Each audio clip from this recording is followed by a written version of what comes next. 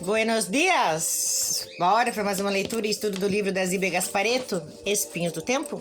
Lembrando sempre que, além de leitura, é um estudo para quem quer aprender, quem quer ter uma vida mais fácil nessa terra, nessa encarnação, tá? Demerval aproximara-se e colocara-se ao lado de Maria José. As palavras de Eduardo fizeram-no recordar sua morte trágica e as lágrimas desceram-lhe pelo rosto. Enquanto uma dor profunda lhe invadia o coração, por que havia-lhe acontecido tal tragédia? Pensava triste, por que foram arrancados do corpo de forma tão brutal? Falavam em Deus, como acreditar que Deus existisse e pudesse permitir que um negro imundo levantasse o braço contra ele?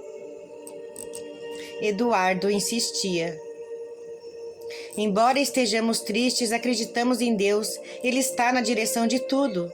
E se permitiu que isso nos acontecesse, foi para nos ensinar a enxergar os verdadeiros valores da vida.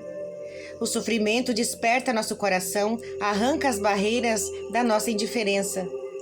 Demerval, magoado, abraçou Maria José, dizendo triste: "Por favor, não me mande embora da nossa casa, deixe-me ficar com você." Maria José sentiu-se angustiada e triste, o peito oprimido, apertado. Ela começou a chorar, dando vazão à imensa amargura e ao desencanto que lhe ia na alma. Um sentimento de pena misturado a certo remorso fazia recordar-se de Demerval na juventude, quando o conhecera, e nos melhores momentos que haviam desfrutado juntos. O que poderia fazer em favor dele? Eduardo seguiu adiante. Demerval, nós não somos seus inimigos. Desejamos que sinta nossa amizade e o desejo de ajudá-lo de verdade. Sem poder conter-se mais, Demerval, abraçado a Maria José, gritou: "Como pode dizer isso? Vocês querem me ver longe daqui, querem ver-se livre de mim para fazer o que desejam de suas vidas." Maria José pronunciava essas palavras com a força que o revoltava. Apesar de perceber que suas palavras saíam pela garganta de Maria José, Demerval exultou. Não se deteve para pensar no que estava ocorrendo. Agarrou-se à chance de ser ouvido pelos presentes e com todas as forças do seu pensamento. Pôde conversar de novo com os vivos e era uma oportunidade que ele não desejava perder. "Traidores!" bradou, sentindo recrudescer toda a força do seu ódio. "Como puderam ser tão vis? Como puderam me trair tão vergonhosamente? Pensaram que eu não fosse descobrir? Pois se enganaram. Sei de tudo, entenderam? De tudo. Estou aqui para vingar-me. Essa é a minha casa, tudo aqui é meu. Ninguém vai roubar-me meus direitos. Sou o dono de tudo." Menelau, emocionado, pedia em pensamento ao irmão que o perdoasse. Orava por ele com sinceridade. Eduardo esperou que ele desabafasse, falando do seu inconformismo, da sua revolta, da sua dor. Quando viu o mais calmo, pronunciou com voz firme: "Reconheço que tem razão em muitas coisas." "Tenho", retrucou Maria José com convicção. "Porém", prosseguiu Eduardo, "o que aconteceu é passado, não tem remédio. Por mais que tentemos, não vamos poder modificar os fatos. De que adianta agora continuar sofrendo por um mal sem remédio?" "Sem remédio? Eu já tenho uma melhor solução. Agora que todos aqui sabem que eu não morri, que continuo vivo, deve concordar que o chefe desta casa ainda sou eu. Estou conformado com a mudança. Reconheço que não posso reaver meu corpo, que já foi todo destruído. Posso continuar dirigindo meus negócios, morando nesta casa e tudo voltará a ficar no mais perfeita ordem. Basta fazerem o que eu quero." "Sinto, Demerval, mas é impossível. Precisamos atender à vontade de Deus. Cada um deve viver onde a vida o coloca. Se você devesse continuar aqui, comandando tudo, estaria com seu corpo de carne. O que você pretende não está certo para os donos, para a dona Maria José. Ela tem o direito de viver em liberdade, sem ser forçada a fazer coisas que não deseja. Ela é minha mulher, precisa ser submissa ao marido." "Ela foi sua mulher", enfatizou Eduardo com energia. "O casamento acabou quando seu corpo morreu. Você foi chamado por Deus para viver em outro mundo, para o qual todos nós iremos um dia. O casamento é indissolúvel, a igreja prega isso. até que a morte os separe. Não foi isso que o padre disse na hora do casamento? Lembre-se bem, até que a morte os separe. Você já morreu para a terra, deve conformar-se e enfrentar a verdade. Demerval sentiu um aperto no coração, era verdade. O casamento fora realizado até que a morte os separe. E dissera o padre, não era justo. Pensava, não era.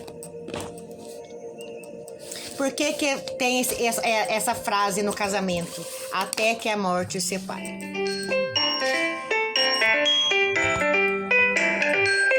Só um pouquinho. Tá alguém me ligando? Mesmo os padres não acreditando em reencarnação em vidas passadas, ele tira esse ditado da Bíblia, tá? Por quê? Por que a morte tem que separar? Por quê? Porque na espiritualidade, o casamento ele é insolúvel. Então, se você casou, não importa se você casou na igreja, evangélica, católica, ou se não casou no religioso, casou no cartório, ou apenas está morando junto, formaram uma família, tá?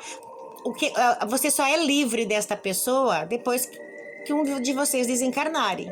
Por quê? Porque a espiritualidade entende isso como uma missão, tá? Assim como Maria José tinha a missão de criar os filhos que por causa dela Menelau abandonou na outra encarnação, e cuidar de Menerval, que já foi o marido dela em outra encarnação, que ela abandonou também, a missão dela era essa. Ela concluiu a missão com sucesso. Ela trouxe os filhos que eram de Menelau e de Eleonora em vidas passadas, criou com amor e com todo carinho. Então, a parte dela que ela se comprometeu, ela fez. Uma vez que está cumprida essa parte, não tem mais sentido Demerval ficar ali, tá? Ele é retirado de cena, né?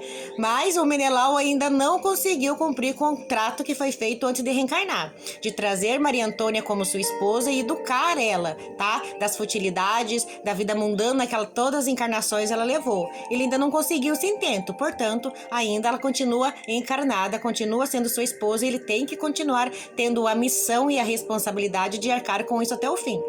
Tá? Se uma pessoa que não entende de espiritualidade, que ela vai dizer, eu não sou feliz com fulana, amo outra pessoa, vou largar dela, ela não gosta de mim mesmo, tá nem aí pra mim, vou ser feliz com outra pessoa. Mas e a sua missão espiritual? Aquilo que você se determinou a fazer para aliviar a sua culpa, a sua consciência. Demerval tinha culpa, porque Maria Antônia foi sua filha em outra encarnação, virou uma prostituta, ela começou a vender o seu corpo para poder ostentar, para poder ter dinheiro, para poder sobreviver, foi pro mundo errado, né?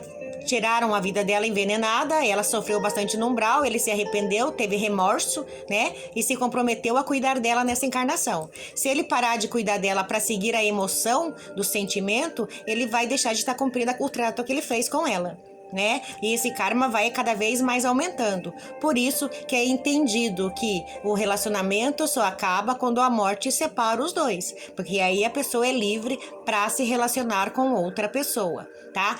Mas o meu relacionamento é abusivo, meu marido me bate, meu marido me trai, minha esposa me bate, tá? Sim, você pode dissolver esse relacionamento. Ninguém é obrigado a ficar num relacionamento tóxico, ninguém é obrigado a ficar num relacionamento abusivo.